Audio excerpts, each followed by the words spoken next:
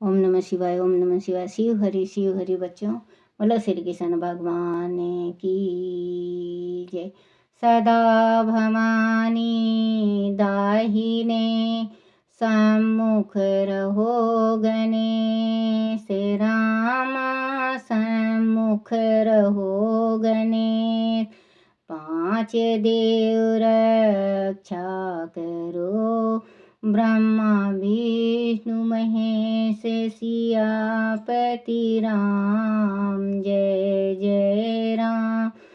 मेरो मन बसियो सीताराम, राम नगरिया राम के।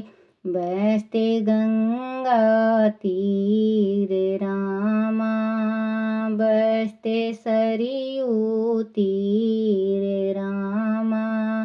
चौकी हनुमत वीर की राम जी, चौकी हनुमत वीर की। बोलो सियापति रामचंद्र भगवान की जय, गणेश भगवान की जय। अपने अपने माता पिता की जय, अपने अपने गुरुदेव महाराज की जय। शिव पार्वती की जय, शिव पुराण की जय। शिव पुराण में यज्ञशाल में शिव का भाग न देखकर सती के रोष पूर्ण वचन दक्ष द्वारा शिव की निंदा सुन दक्ष तथा देवताओं को धिक्कार फटकार कर सती द्वारा अपने प्राण त्यागने का निश्चय। बोलो शिव पुराण की जय। ब्रह्मा जी कहते हैं, नारद, दक्ष कन्या सती उस स्थान पर गई जहाँ वह महान प्रकाश से युक्त यज्ञ हो रहा था। वह देवता, असुर और मुनींद्र आदि के द्वारा कौतूहल पूर्ण कार्य हो रहे थे। सती ने वहां अपने पिता के भवन को नाना प्रकार की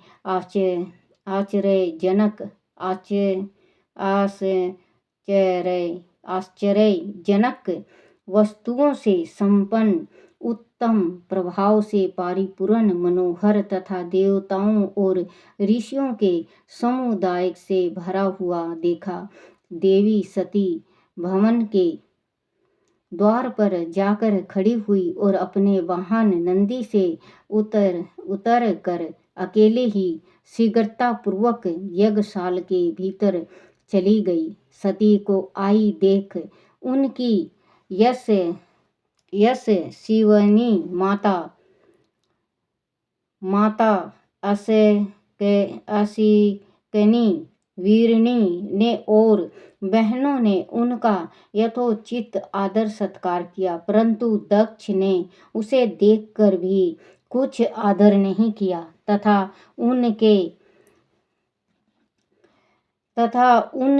उन्हीं के भय से शिव की माया से मोहित हुए दूसरे लोग भी उनके प्रति आदर का भाव ना दिखा सके। मुनि सब लोगों के द्वारा तिरस्कार प्राप्त होने से सती देवी को बड़ा विस्मय हुआ, तो भी उन्होंने अपने माता पिता के चरणों में मस्तक झुकाकर पिता के चरणों में मस्तक झुकाकर उस यज्ञ में सती ने विष्णु आदि देवताओं के भाग देखे, परंतु शंभु का भाग उन्हें कहीं नहीं दिखाई दिया। तब सती ने दुस्सह क्रोध प्रकट किया। वह अपमानित होने पर भी रोष से भरकर सब लोगों की ओर क्रोध दृष्टि से देखती और दक्ष को जलाती हुई सी बोली। सती ने कहा, प्रजापते, आपने परम मंगलकारी भगवान शिव को इस यज्ञ में क्यों नहीं बुलाया, जिसके द्वारा यह संपूर्ण चराचर जगत पवित्र होता है, जो स्वयं ही यज्ञ वेतांतों में श्रेष्ठ यज्ञ के अंग यज्ञ की दक्षिणा और यज्ञ करता यजमान हैं, उन भगवान शिव के बिना यज्ञ की सिद्धि कैसे हो सकती है। पार्वती ये शक्ति माता कह रही हैं कि दक्ष अपने पिता को पिता नहीं कहा, क्योंकि उसने देखा कि उसके पति का भाग कहीं पे भी नहीं रखा गया है। तो उसने कहा, ओ दक्ष, तूने मेरे पति शंभु को क्यों नहीं बुलाया, क्योंकि मेरे शंभु बिना तो ये कार्य सिद्ध ही नहीं हो सकता। ये करता भी हैं और ये धरता भी हैं उन भगवान शिव के बिना यज्ञ की सिद्धि कैसे हो सकती है। आहो, जिनके चर स्मरण करने मात्र से सब कुछ पवित्र हो जाता है, उन्हीं के बिना किया हुआ यह सारा यज्ञ अपवित्र है, हो जाएगा। द्रव्य मंत्र आदि हवन और कवय यह सब जिनके स्वरूप हैं, उन्हीं कवय के मतलब कवच, हवन कवच, जो मंत्र जो कुछ भी है वो शिव भोला मेरे पति का है। सती कह रही हैं अपने पिता दक्ष से, उन्हीं जिनके स्वरूप हैं, उन्हीं भगवान शिव के बिना इस यज्ञ का आरंभ कैसे किया गया। क्या आपने भगवान शिव को सामान्य देवता समझकर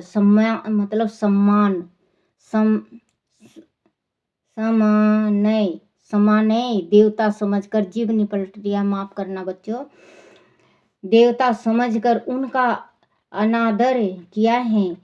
क्योंकि वो कह रही हैं, क्या आपने ऐसे ही देवता समझा है, वो तो तीनों लोक के नाथ हैं, जो आपने सम्मानित नहीं किया मेरे भगवान को, मेरे शिव भोले को, मेरे प्राणनाथ को, उनका अनादर किया है। आज आपकी बुद्धि भ्रष्ट हो गई है, इसीलिए आप पिता होकर भी मुझे अधम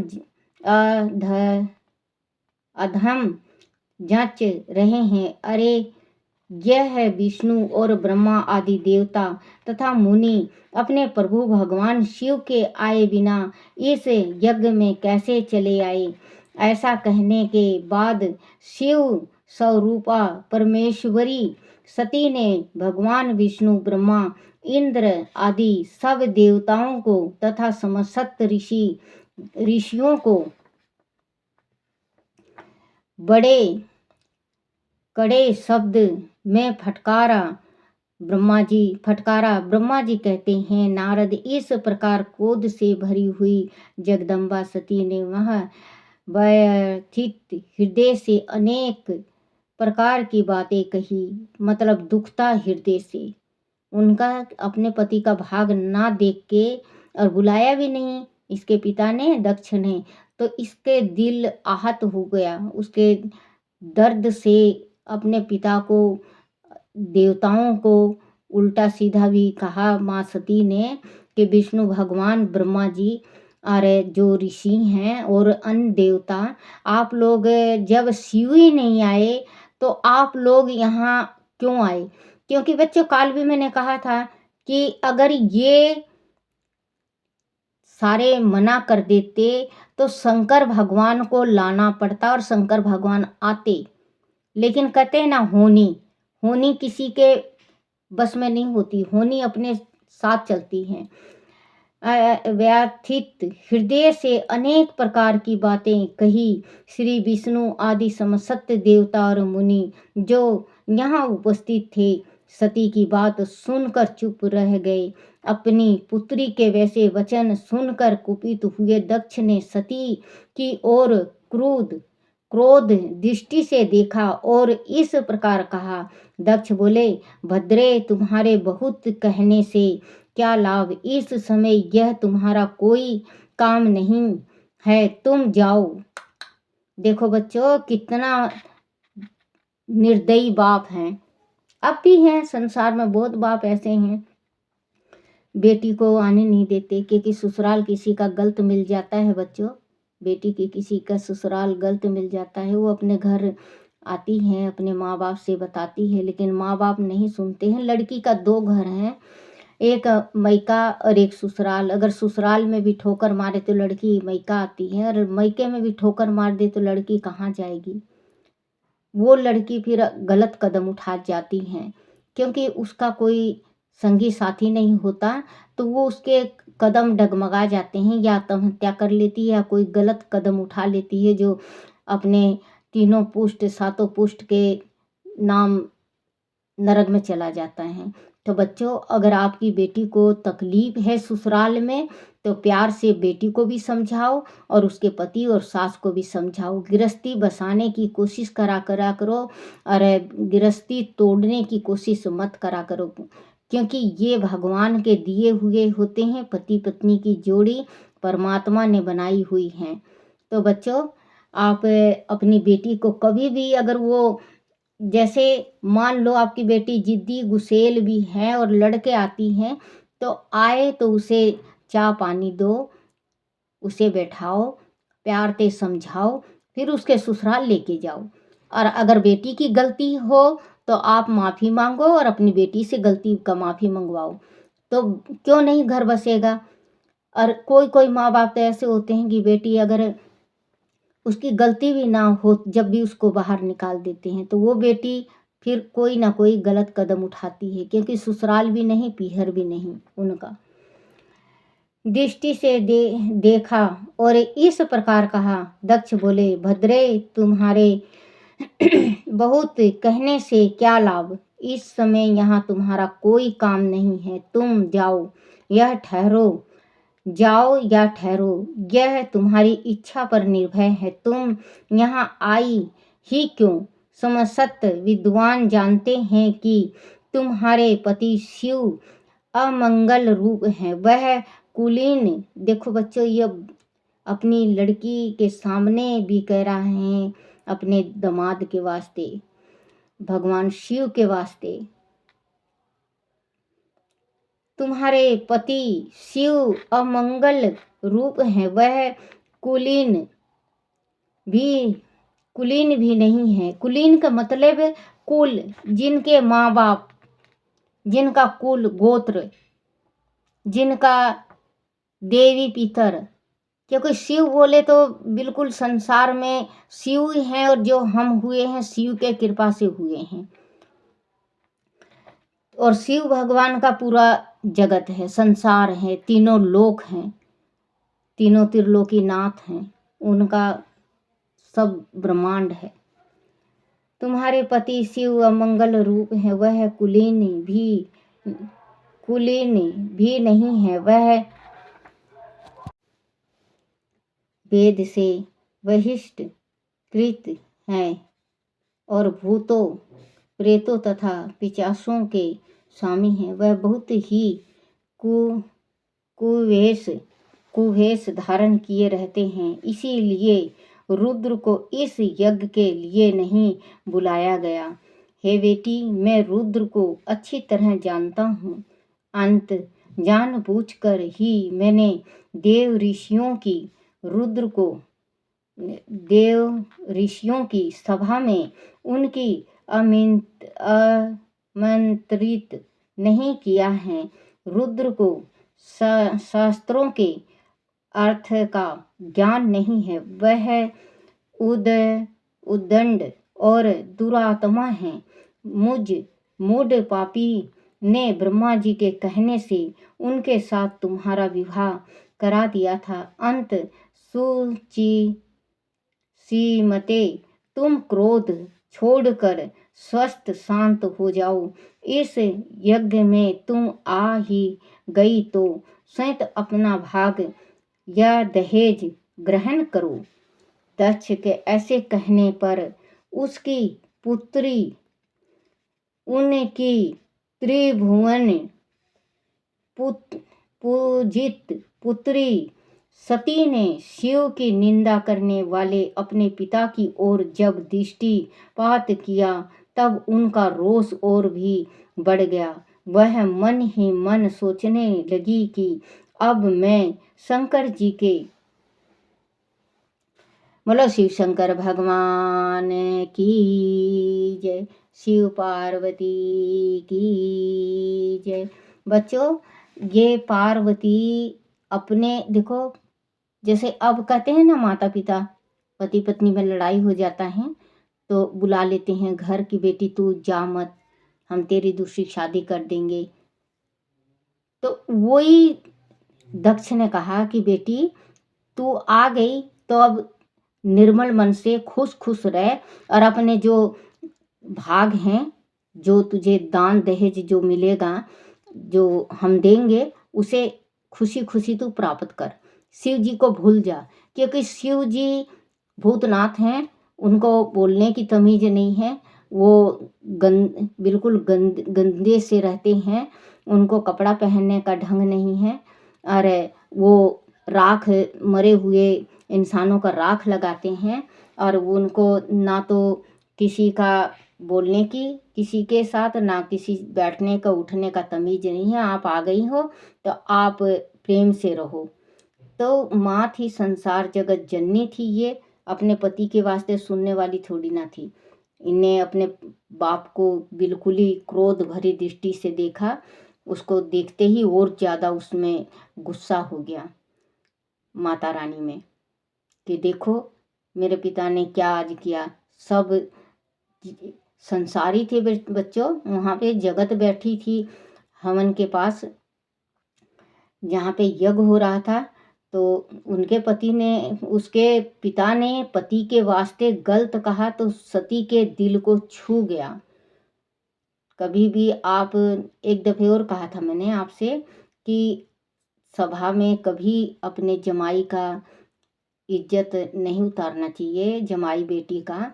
बहुत जमाई बेटी का घर में, जिसके घर में भी इज्जत होता है, उसके घर में किसी चीज़ की कमी नहीं होती, और शिव पार्वती उन पे खुद कृपा बरसाते हैं, क्योंकि शिव जी इस तकलीफ से गुजर चुके हैं। जो ये तकलीफ है, जमाई के वास्ते जो तकलीफ होता है, तो शिव जी गुजर चुके हैं। अगर बच्चों आपके जैसे आप अपना गृहस्थी बसाना चाहते हो, और आप का कोर्ट में, कचहरी में लड़ाई चल रही हो, और आप अपनी पत्नी से प्यार करते हो, तो बच्चों शिव जी का एक काम करना, 1 लोटा जल, लाल चंदन, 5 बेल पत्र, और 3 दाना इसका काली मिर्च का आप लेके जाओ बच्चों, और शिव जी पे चढ़ाओ। आप बच्चे 41 दिन का मानता करके, एक दिन बोलना है, 41 दिन जल चढ़ाना है, 41वां दिन फिर बोलना है। आपके 41 दिन नहीं होंगे बच्चों, और आपका समझौता हो जाएगा, आपका घर बस जाएगा, क्योंकि शंकर भगवान इस दुख से गुजर चुके हैं, जो उनके पिता ने बुरा भला कहा था। अगर आपकी औरत आपसे प्यार करती है, और ससुर और सास और साले ये मानते नहीं हैं, भेजते नहीं हैं, तो आप शिव जी का ये काम करके देखो बच्चों, आपका मनोकामना पूर्ण होगा। बोलो शिव शंकर भगवान की जय। शिवाय नमो।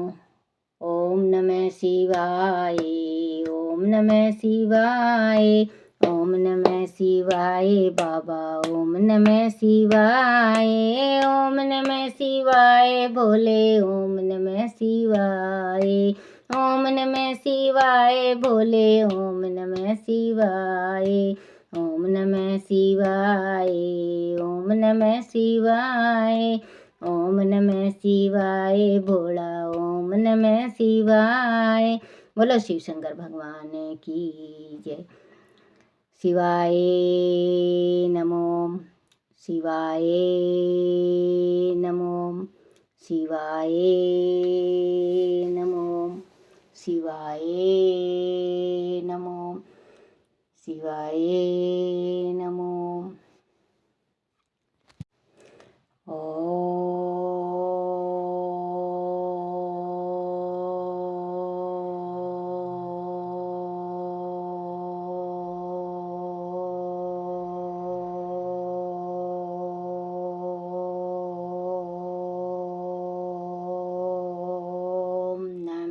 शिवाय। बोलो शिव शंकर भगवान की जय। बोलो अपने अपने गुरुदेव महाराज की जय।